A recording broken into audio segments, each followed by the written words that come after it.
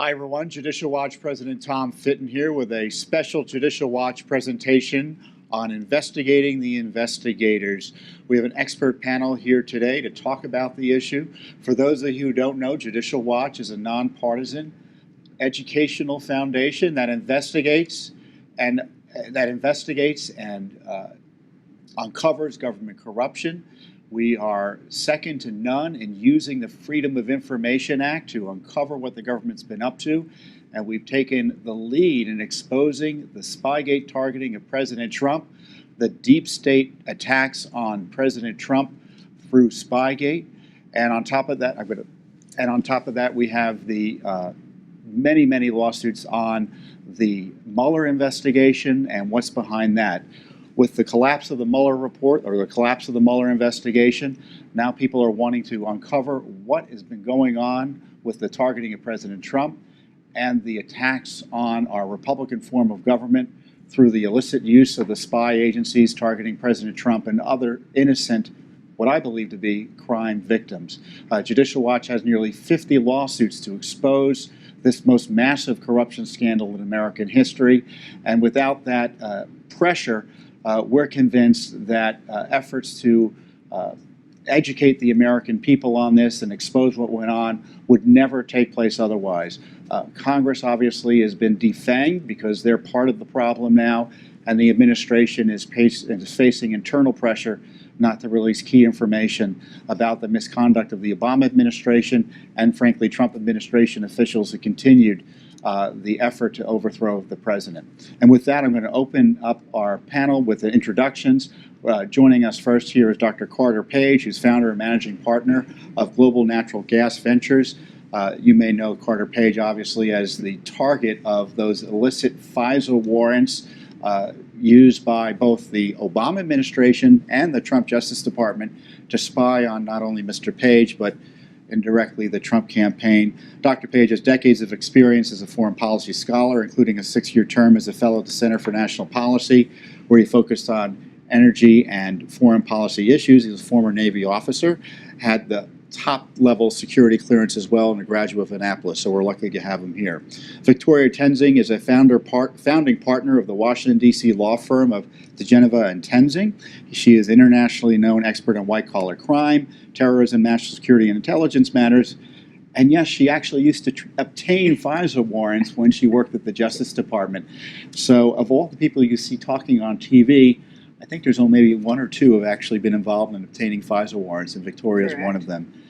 So her work with her husband, Joe diGenova, I think is unheralded because you are representing folks that many people don't know about, you really can't talk about, who have been victimized by the deep state, not only in this specific scandal, but you've seen the way whistleblowers have been treated generally by the government over the years.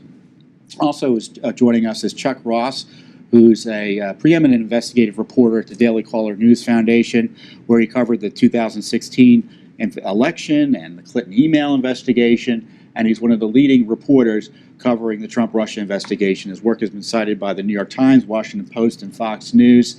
And more importantly, the Daily Caller News Foundation is being represented by Judicial Watch, I think, in a few lawsuits now, trying to get documents about some of the topics we're talking about.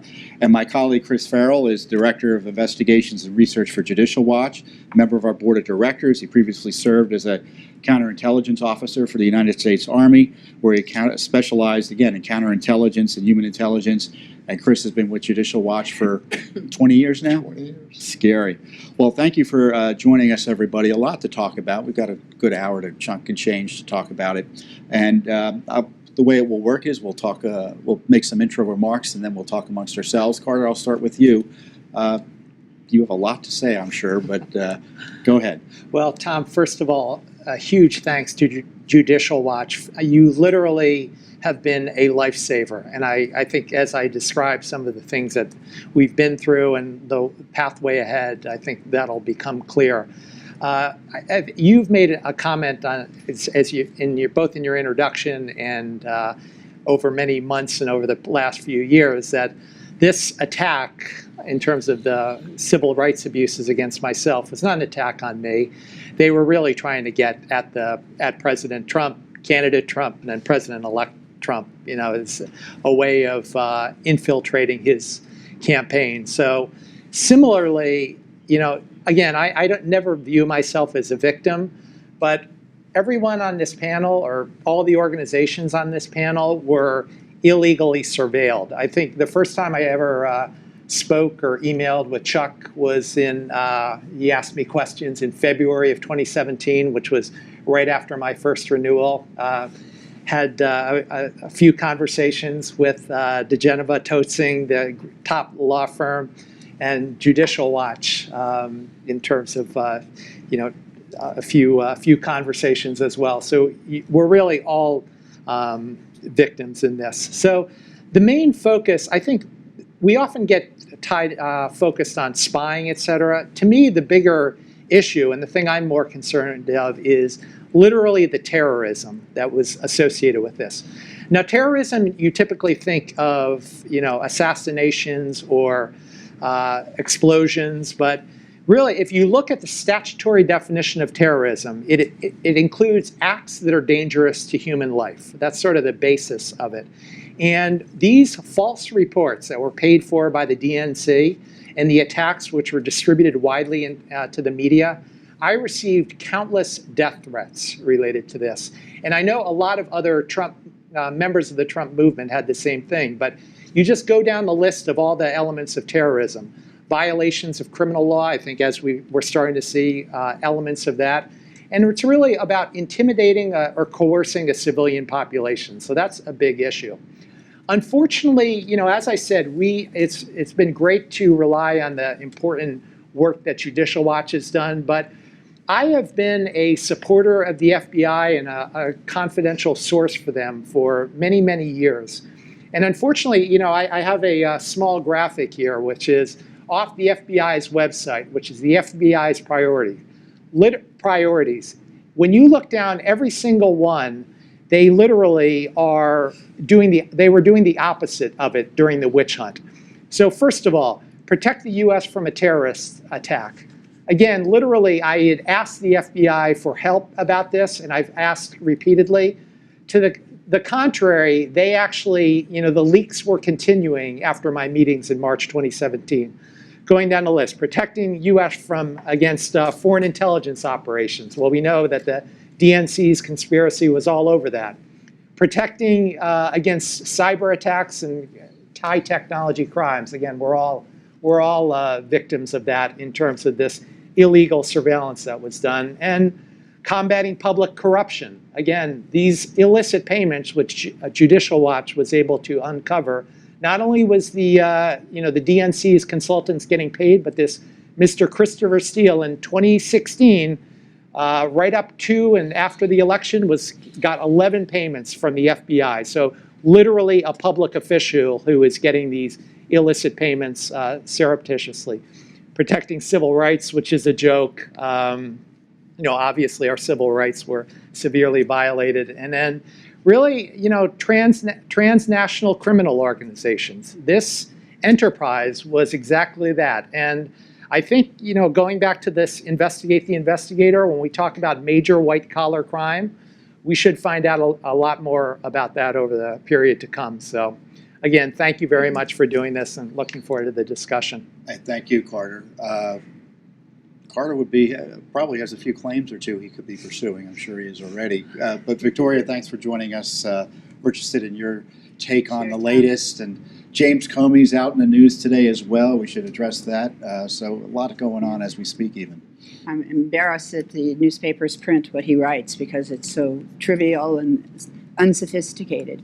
But present Attorney General Bill Barr gave a marvelous interview to Bill Hammer a couple weeks ago, and he said something amazing to me. He said, when I became AG, I had started an inquiry. I started asking questions, and I have more questions today than I had before I became Attorney General.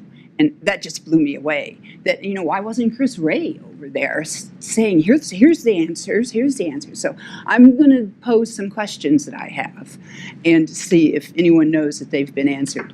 Okay, Joseph Mifsud, is he really a Western agent and not a Russian agent, as we have come to, we are being told that he's a Western agent. But the Mueller report portrays him as a Russian agent.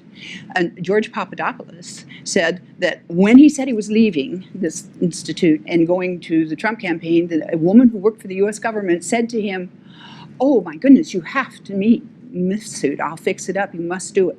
And yet, why did the Mueller report say that George Papadopoulos contacted Mifsud? I mean, talk about misleading. Charles Tawil, Tawil, he's also a George Papadopoulos character. He pursued George to a Greek island where he was vacationing with his then fiancée, and he begged him to come to Israel. He had a business deal. He had to get work with him. And George goes to Israel, and he goes up to the guy's hotel room, and guess what? There's $10,000 in cash on the bed. George takes it. He protests a little bit, but the guy says, "This is how I do business." So George takes it. His wise fiancée, now wife, said, "Leave it here in Greece." George gets on a plane, goes to Dulles, and is immediately surrounded by FBI agents. You know, people say that 99% of the FBI agents are good.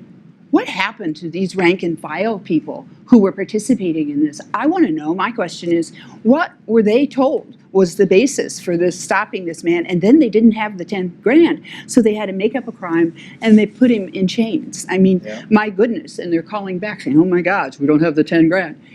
Mike Flynn, who unmasked him? Who put that article in the Washington Post, because all David Ignatius is a typist for the Democratic Party? Who put that in? And it had to be a lawyer, and I'll tell you why I say that.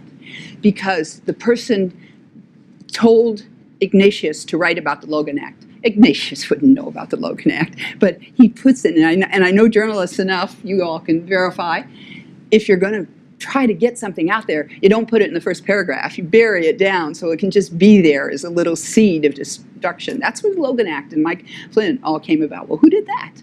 And how about Andrew Weissman? As head of the fraud section, which I was in charge of the fraud section as Deputy Assistant AG, I supervised the head of the fraud section. Why was he briefed on the dossier? It was out of his portfolio. There was no, he had no clearances. This is before he was attended. Thank you, Tom, for making that clear. In August of 2016, he was briefed on the dossier. And then he goes to Mueller, working with the same information that's in the dossier. Why wasn't that a conflict? Right. And I have my last question, and here it is. There's only two ways that I know of that the government can get information on U.S. citizens, and that is they go to NSA, which is collected. They've got all kinds of things. They've got a world full of information at NSA, and you go knock on the door and you say, "I want to know everything about Carter Page," and I have a reason to do so. Or you can go to the FISA court and say, "I want to have surveillance on Carter Page," and then you get whatever you're producing. So when the good Mike Rogers, I call him, Admiral Rogers, went to the FISA court and found out all the violations that had started since 2012 by the Obama administration. And in April of 2016, he cut off all the FBI contractors' ability to access FISA material. Is it then, Carter, because they couldn't go knock on the door, as they had been doing, getting the information? Is it then that they started to focus on you and George for FISA warrants? And is that why it turned in the other direction? Well, just to provide some context here, Carter was a cooperator with the government. You were helping the FBI go after the Russians. Of course, this doesn't come across in the Mueller. In fact, the fact they leave it out shows you the dishonesty of the Mueller report. Sin by omission. And the FISA issue that you raise, the FBI contractors, explain what the issue is behind there, where you had, I guess, people who weren't read in, reviewing. Contractors were not supposed to have access to reviewing 702 U.S. person reviewing information. Spy material on Americans, right? Yeah. And why are they still anonymous? Why don't we know who those contractors are? So in many ways, this goes beyond even the targeting of Trump. There are others, in a sense, as well, even outside the Russia scandal. Chuck Ross, you're one of the few reporters who honestly reviews the primary documents out there, so I commend you for that. others just mimic talking points or just stenographers for the deep state, as I call it. But Chuck, give us your take on where we stand today and what might be coming next. Yeah. First of all, thanks for having me. It's an honor to be here for sure. And you mentioned earlier in your intro that you guys are representing Daily Caller News Foundation in a few lawsuits. The one I'm most excited about kind of fits into this investigating the investigators theme that we have. Although it's for the State Department, so State Department aren't technically investigators, but it's a lawsuit I'm pretty excited about because we're looking at, you guys are helping us look for all the communications between Christopher Steele and State Department officials regarding the dossier, and even before. We're looking for the 100 or so reports that Christopher Steele allegedly provided the State Department to, and the State Department has claimed that Steele was a reliable source, and that kind of fed into the narrative that the FBI said that he's a reliable source, and they've used his documentation to further the collusion investigation. So really excited about that. I think that the State Department, you've had a few Republican congressmen and a few watchdogs and other people in the media point out the State Department's role, but I think they played a significant role in the early days of disseminating the dossier, disseminating Christopher Steele's work, and also at least one State Department official served as a source for the media for the infamous article about Carter Page here, the Michael Isikoff article. A guy named Jonathan Weiner was a source for that article and for subsequent articles that were intended to bolster the allegations of the dossier, which we now have been all but debunked by the Mueller report.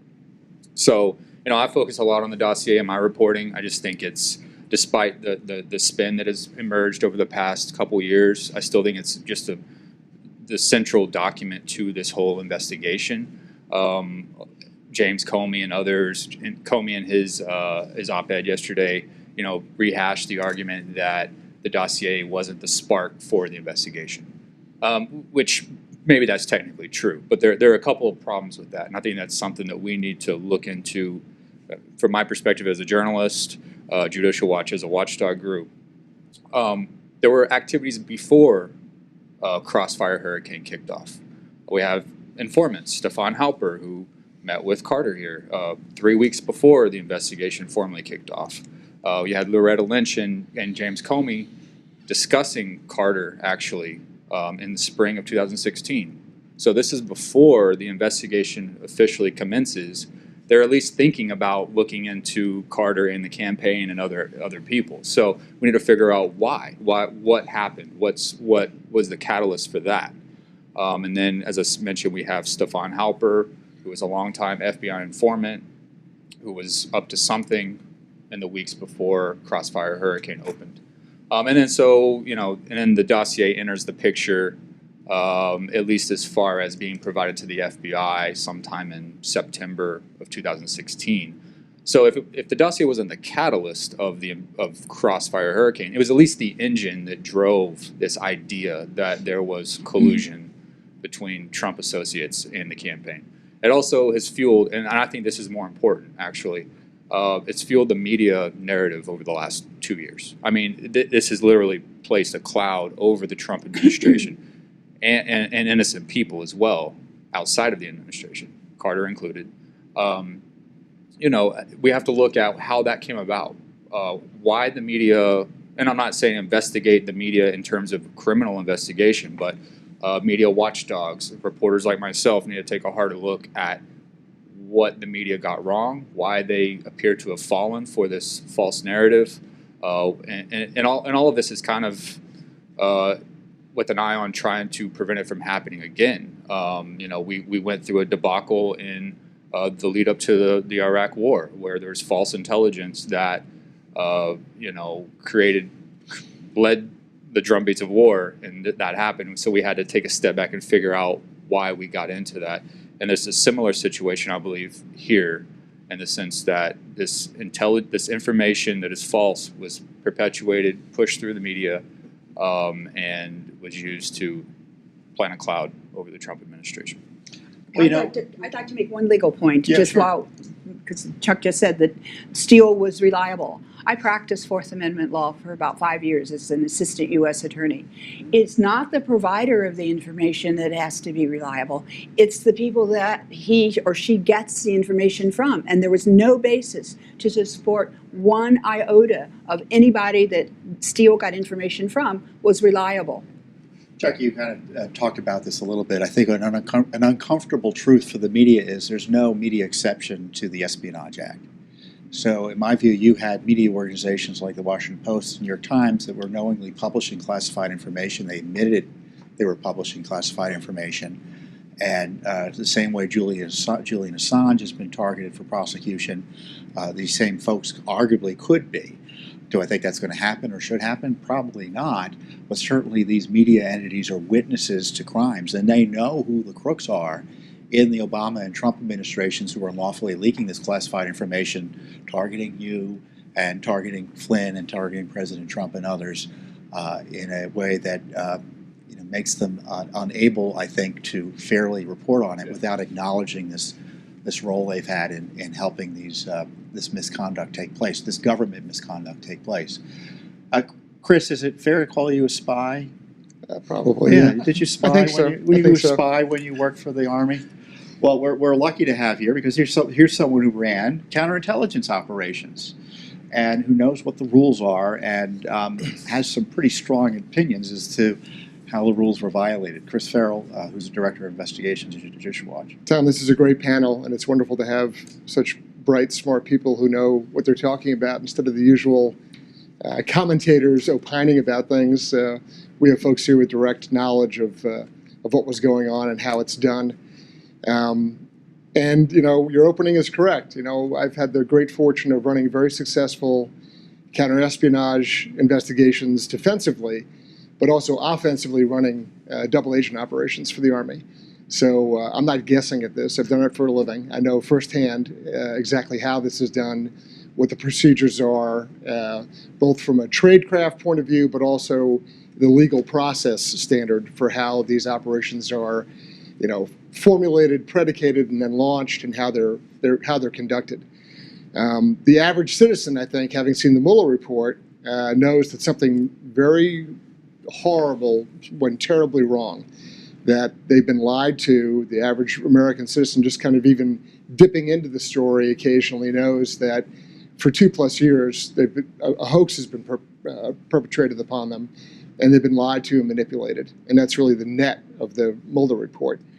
Attorney General Barr has, I think, wisely and aptly described it as spying with respect to how law enforcement and the intelligence services were used in a way that I can tell you is outrageously beyond the pale, like nothing else we've ever seen in the history of the United States government. No law enforcement agencies, officers, no intelligence officers have not just sort of stretched or gone to the margin trying to aggressively pursue an operation. That I've seen, and in some cases it's entirely appropriate. But these folks are so far out of bounds, and so beyond the pale. When people talk about it being a coup, there's no exaggeration there. It was a coup. It was an effort to unseat or destabilize the Trump administration, the president personally, but actually his entire administration. And we've never seen anything like it. This makes, pick your favorite scandal, Watergate, Whitewater, whatever. It makes all that look like Keystone Cops. This is a very sophisticated, very thought out, not just lawfare in the sense of using law enforcement and the legal system, Department of Justice and FBI, but also the intelligence apparatus, like we've never seen before. The thought experiment I like to use with people is take the same caliber of persons in the Department of Justice and the FBI, the same rank, authority, the same kind of, assistant secretary type folks, lift that up, move it over, and drop it into the Pentagon. People would call that a coup. I mean, right. We don't have tanks in the street. If generals and colonels were talking about wearing a wire and removing the president, right. You would call it a coup right. pretty easily. And there's no tanks in the street, and right. Obviously there's an enormous difference, but I'm talking about the same sort of caliber and power being exercised in a way to unlawfully go after the president and his entire administration. One thing that I would like to raise for our discussion also, I think is very important, and I'll close with this, and that is there's a very important text message from Lisa Page to Peter Strzok in September of 2016. And the context for the text message is Strzok asks Lisa Page, hey, what are you doing? Or words to that effect. She reports back very excitedly that she's preparing talking points for Director Comey to go brief the president on what they're doing. And the quote from Lisa Page is, quote, POTUS wants to know everything we're doing, close quote. That POTUS, of course, is Barack Obama. Yeah. And I will take Lisa Page at her word. It's a off-the-cuff communication with her paramour. She's excited. She's getting the director prepped. I want to know, what did Obama know? What did he approve?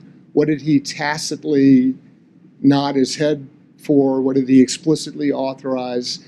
This entire, it's a tragedy. It's a scandal we've never seen before constitutionally. This rests entirely on Mr. Obama and his administration. It starts with them, and we want real accountability. Let's get Mr. Obama under oath. Well, you know, it's a good segue because both the discussions about the dossier and investigating the so-called investigators. So the infamous ambush that Comey had made, the infamous ambush that Comey did against then President-elect Trump just before he was inaugurated, where he confronted him with the dossier. Turns out the FBI was nervous, saying, well, it looks like you're trying to blackmail him. Well, telling the truth, I guess, was no hurdle to get. No, but it was the thing to do so that Clapper could go tell CNN. Right.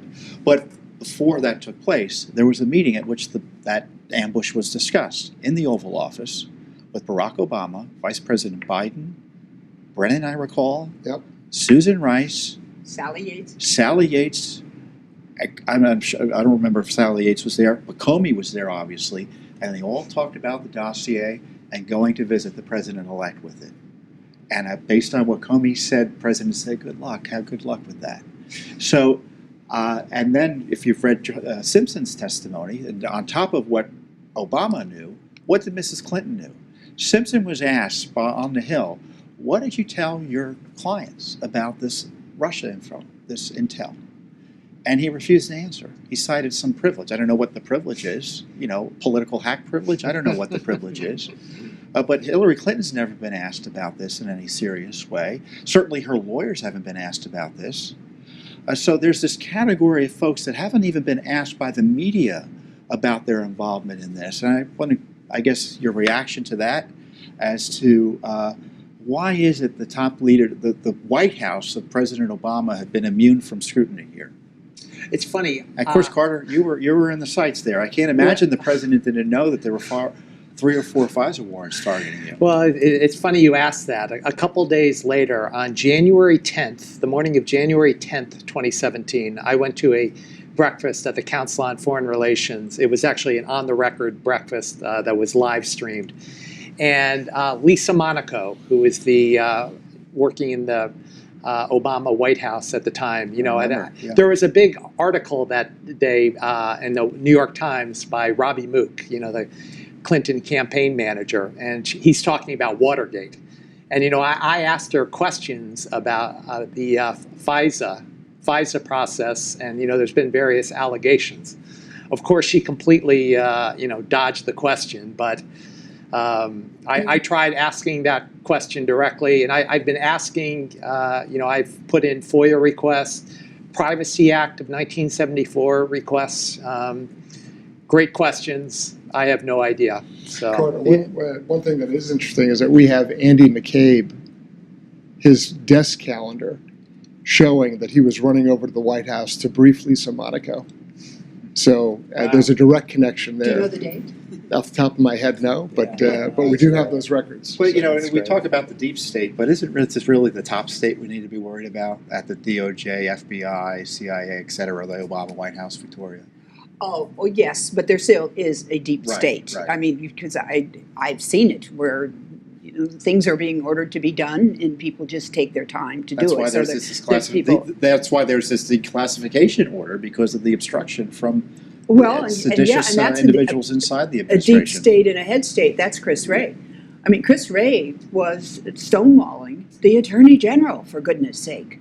And so you can envision Bill Barr saying to the president, you want me to uncover this stuff? I got to have people give me the documents. Chris Wray, I've been told by various people, wants to protect the FBI because if it's known what they really did, he thinks it's going to go bye-bye.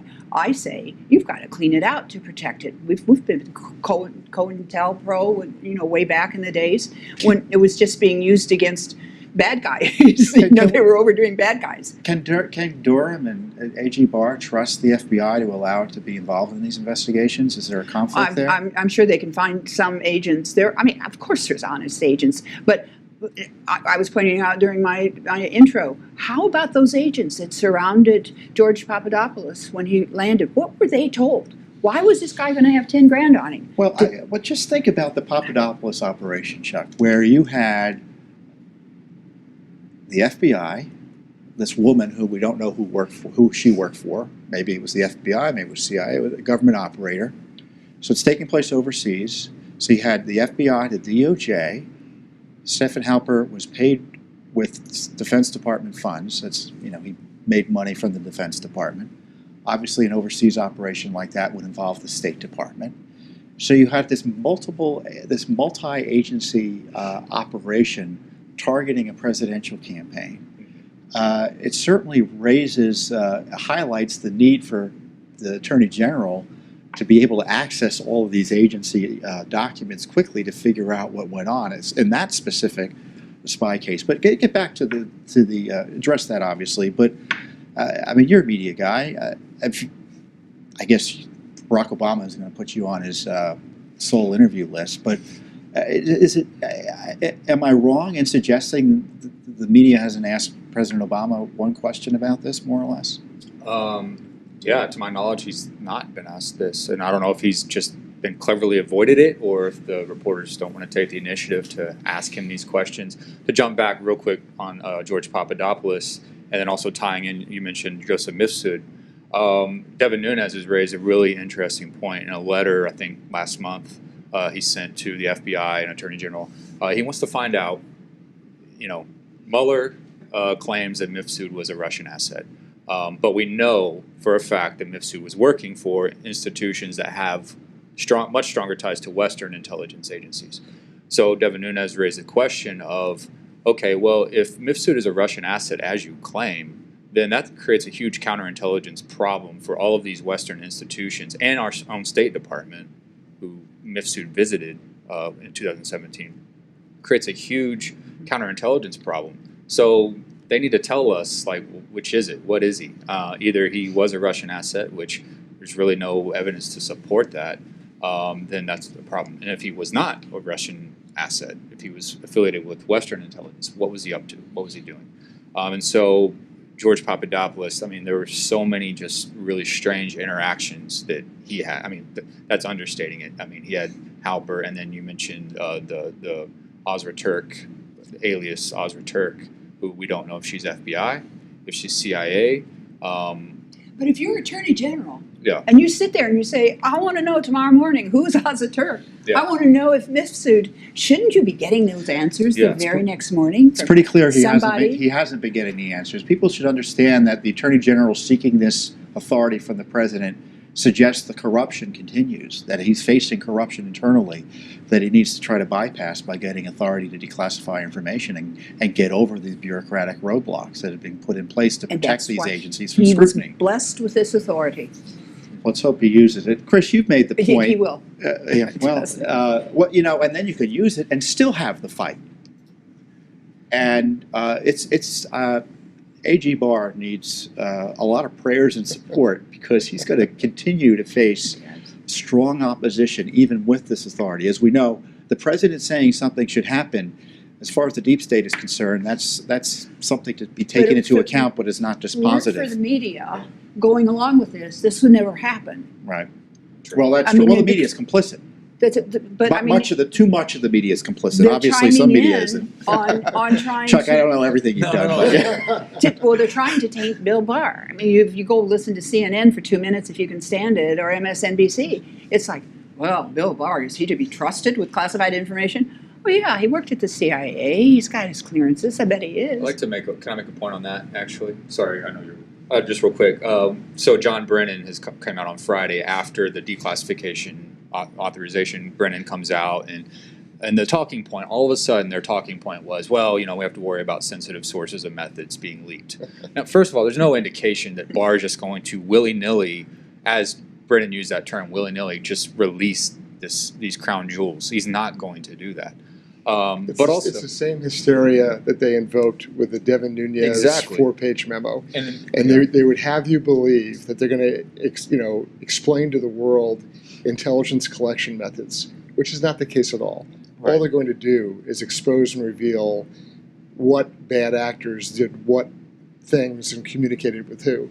And the notion that that would somehow endanger our intelligence collection capability does not pass the giggle test. But the Mueller report cannot be appreciated unless its entire the Right. grand jury material is released. The hypocrisy, I mean, it is the definition of hypocrisy. Chris, I want you to emphasize the point you've made previously about the reasons they might be nervous about this material coming out, which is the unlawful surveillance of domestic political operations. Yeah, so this is a really important thing, and it seems like it's down in the weeds, but it's not. So there's an executive order governing intelligence activities.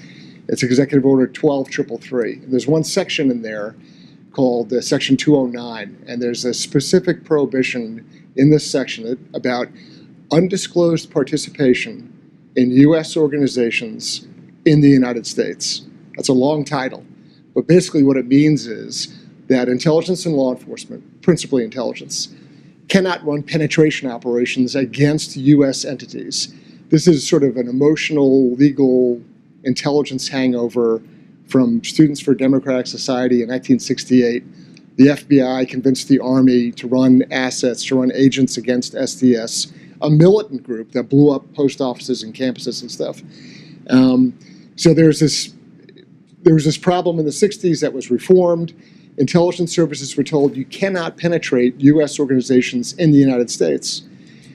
Well, what do you think these guys were doing at the FBI and DOJ? What are the Peter Strzok's and Comey, what are they doing? Well, they're going after a political campaign, right? And they're using intelligence assets, techniques, tradecraft to do so.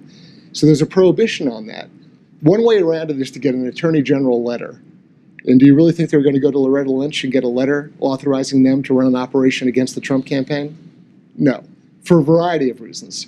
They didn't trust her. They didn't want a piece of paper floating around authorizing that. There's lots of reasons not to do it. So how do you do it? How do you run an operation against a political campaign? And the answer is you create a foreign counterintelligence event. And how do they do that? Well, he's sitting at the end of the table, right? They bring you to the United Kingdom to go to a conference, right? Papadopoulos again overseas. And so they have this event, this activity overseas that they then say, oh, look, we're reacting to a foreign counterintelligence situation. We didn't run an offensive operation domestically. We're reacting to an external foreign event. And then once they have this event occur in the UK, which is the safest operating environment for them, they then import the whole event, the whole operation, back into the United States. And it absolves them of violating the executive order. It makes it legal. I mean, it's legal in the sense of legal positivism. It's legal because we say it's legal. So it's a trick or technique, but they knew exactly what they were doing. I mean, this is a very thoughtful effort to do an end run around the legal constraints that did not allow them to run a penetration operation against the political campaign, a transition team, and an administration. And the only way to do it, that's why there's all this, why would they have all this activity in the UK? Why would they have this guy Gaeta Because it was illegal. from the Legat in Rome flying around handling? They had to have it start overseas. It's the only way to launder it and make it legit. And it's a critical piece of the story, and it gets glossed over because everyone focuses on I mean, But there's a lot of other stuff to focus on, but it's a key point. Let me take the continuation of that Sure. from the legal standpoint. And that is then when Rod Rosenstein brought in the counterintelligence investigation, authorizing Bob Mueller to do not a criminal investigation, but a counterintelligence investigation, that's a whole different kind of investigation. If there's a bank robbery, you go and you got a limited group of people and it's a bank robbery. But counterintelligence, I can tell you, say we've represented people, I can tell you, I held hands of Republican businessmen who have traveled in Eastern Europe, and they were all braced by the FBI, having nothing whatsoever to do with anything. Did they travel to Ukraine once in 2016, 2017, even 2015, late 2015? Oh, excuse me, FBI, we want to talk to you. They have to get lawyers, they have to go get all their kinds of documents. This is what the Mueller people did, because by having it counterintelligence, it just spread out bigger than any criminal investigation could ever be. I mean, the way the rule of law was thrown out to target Trump, no one's above the law. The president shouldn't be above the law. But the argument is that he's beneath the protection of the law because we don't like him personally here in Washington, D.C. And Carter Page, they don't think much of you, so they didn't care about the victimization of you. But my guess is, I don't want to give anyone bad ideas, but, you got to be careful about traveling overseas now. There are probably some bad guys and good guys who want to watch what you're doing, or worse, as a result of this government misconduct directed at you. Am I wrong in that regard in terms of you being a victim here? Well, I think there's a way to get around that, and we saw that for Mr. Steele, right? He's a person, as Judicial Watch was able to uncover, he got paid 11 times in 2016 for basically doing what I was doing, providing the FBI as a unpaid volunteer. Meanwhile, he's also getting paid by the DNC, and he has these financial ties to Russian oligarchs with ties to the Kremlin. So, Chris, exactly as you're saying, you talk about this going back to the mission statement, it's to combat transnational crime, but exactly as you're alluding to, it was really engaging in it. But just, a final point on that, in terms of being a supporter of the operations, I not only, you alluded to that they left that fact out of the Mueller report. They actually, spun it around the other way. All the tens of pages that were written about me were spun in a way to sort of portray me as more someone they're keeping an eye on, as opposed to someone who's helping. And I think, it goes back to what we're talking about, of people having differences of opinion, and they decide, well, we're going to focus on him because he's a supporter of the Trump movement. So, and at the same time, Hillary Clinton is working directly with Russia intelligence through her cutout, Christopher Steele, to try to destroy then candidate Trump and keep on pushing against President Trump. And the idea that Mueller would look into Russia interference on our elections and you actually use that relationship to target people is just extraordinary. And I just want to promote Judicial Watch here, not because I like promoting Judicial Watch, which I do. Well, you should. But because it's just remarkable here in town how little has been done but for Judicial Watch in investigating this. FISA warrants. We got the FISA warrant applications as a result of FOIA lawsuits. The FISA payments that you highlight, or the payments to Christopher Steele that we uncovered. The fact he was fired that we uncovered through FISA, through the FOIA cases.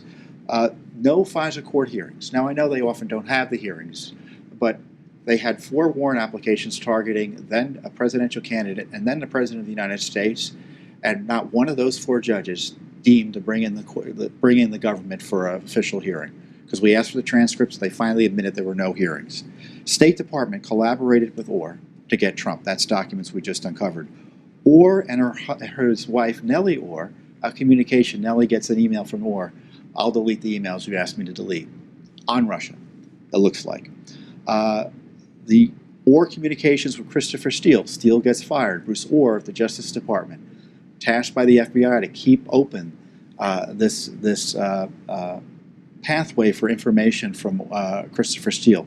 60 communications in late 2016, 2017. State Department pushing classified information to their friendlies in the Senate, both Republican and Democrat, who were anti-Trump.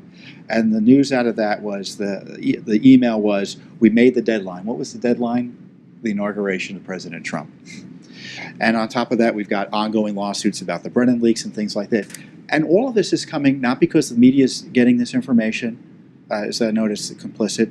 Congress has been instrumental, but not even institutionally, because I believe it's individuals in Congress more responsible, like Devin Nunes, who's taking a personal role in this, and Mark Meadows and Jim Jordan. Frankly, but for them and Trey Gowdy to a certain extent, none of this information we have in a Nunes memo and follow-up questioning of these individuals. Paul Ryan wouldn't help them. That's right. Paul Ryan was an obstructionist for a long time. They had to take individual initiative over the objections of the leadership. We should remember these are individuals who took these steps, not, quote, Congress. It's a remarkable failure. Forget about the media. The media is the media. But our government is failing the people in providing a check on itself. And this is where Judicial Watch comes in. Your whistleblowing, your legal work, your reporting, obviously your work at Judicial Watch and covering this. Where would we be but for this type of activism by this lonely group of individuals? But it's also, I go back to the mission and the priorities for the FBI. They're really, there's a national security element to this. And I'm not the only one that got these death threats from Oklahoma and elsewhere. And I've asked, going back many months, even those initial meetings in March 2017, that was all I wanted. I wanted to help the truth get out there in terms of all this damage that it's done to the new Trump administration. But I also asked for some security support.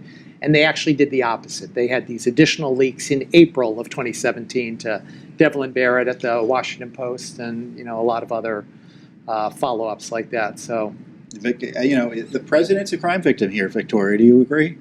Oh, yes. Well, he's had his civil rights violated. In the least. Yes. I'm talking about all this information that's coming out. What's going on at the U.S. Department of Justice that you can tell us about, if you know?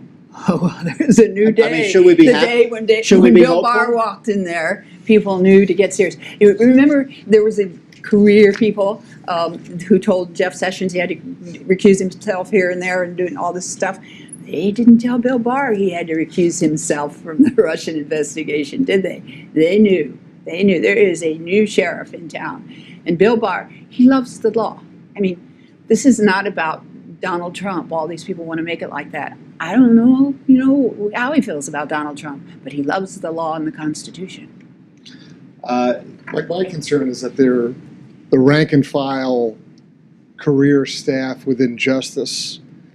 I think of them as sort of an army of Sally Yateses. Not all of them, but there's an enormous sort of institutional cant to the left if you wander through the Department of Justice. And so my concern is that Attorney General Barr can endeavor to do the right thing, but as Whittaker Chambers famously said, you don't have to actually engage in any kind of sabotage. You just make a couple of mistakes, right? And so you have people, burrow down at the third and fourth tier at the Justice Department that will have their heels dug in and resist. Meanwhile, he's got Christopher Wray at the FBI, and he's all about damage control and institutional preservation. Those are his priorities when he really needs to be cleaning house. So I'm always leery that we put a lot of faith and hope in someone like Attorney General Barr, who is indicating all the right things, but I never want to discount, the army of, functionaries beneath them that sabotage, stall, delay, He was always forget. thus at the Justice Department. Yeah. I was there as a Republican, and that's not the best place to be as a Republican, because I knew all the people I was supervising. But it's just a cautionary thing that I worry about. Yeah, we always want the government to do the right thing, but the Judicial Watch doesn't give up. That's why we sue, because we're just not going to rely on them to do the right thing. We just have to be sure there's this backstop for accountability. Chuck, could you give us some insight, address as you see fit, what you've heard, as to what's going on with Congress and impeachment and the document fights, and where do you expect that's going to lead? I don't have a lot of insight into what Democrats are up to. That they don't talk to me much.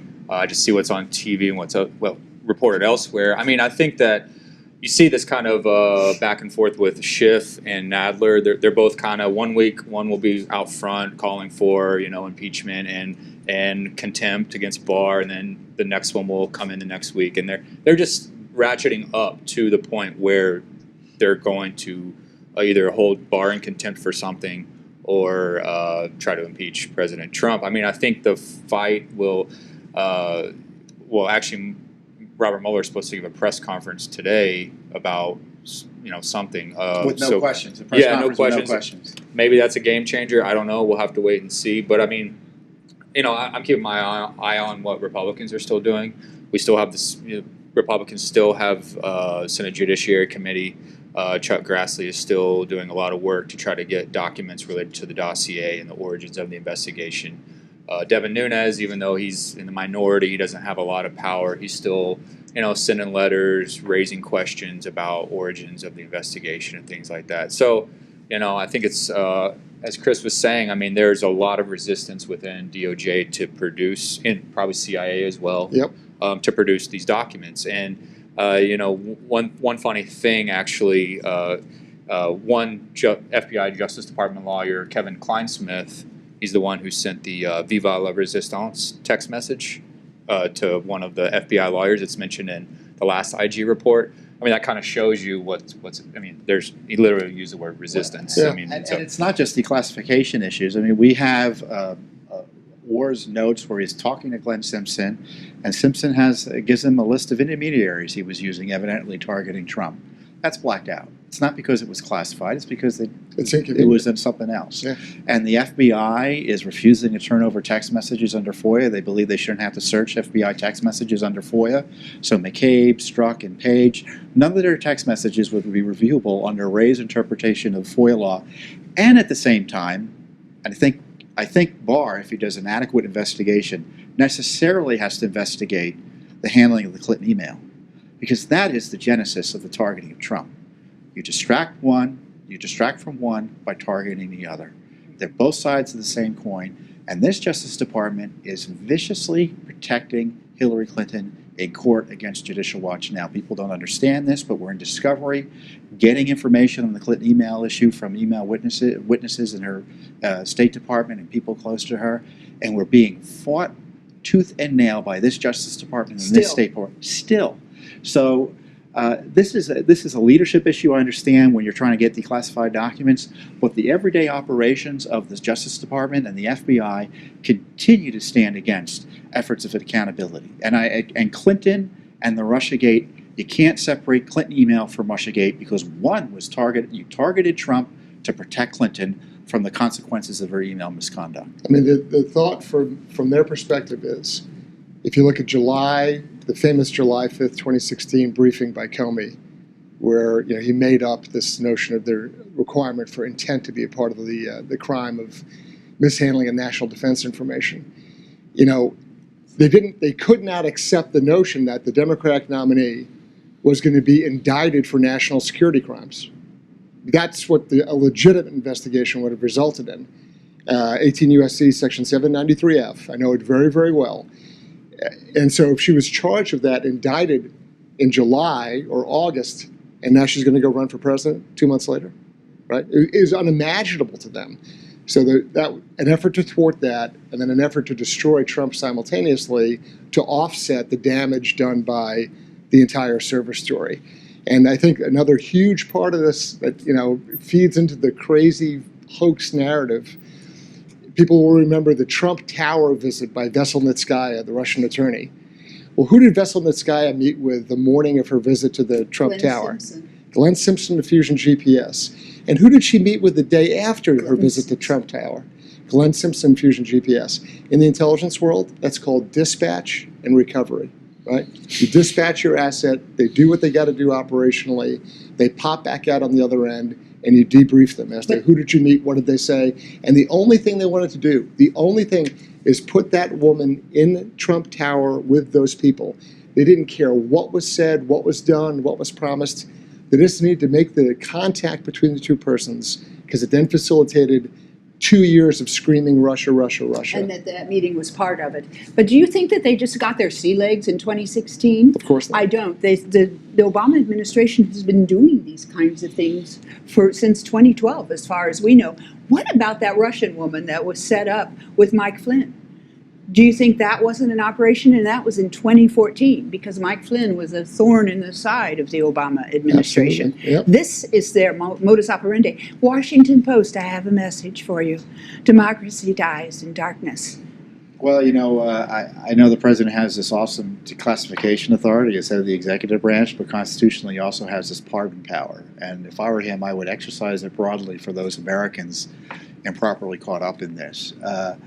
Carter, what next for you? We just have a few minutes left. What's your you have litigation, and Yes. The Democrats want to talk to you again 15 times? I have been pushing. I have had a lawsuit against the DNC, and it's funny.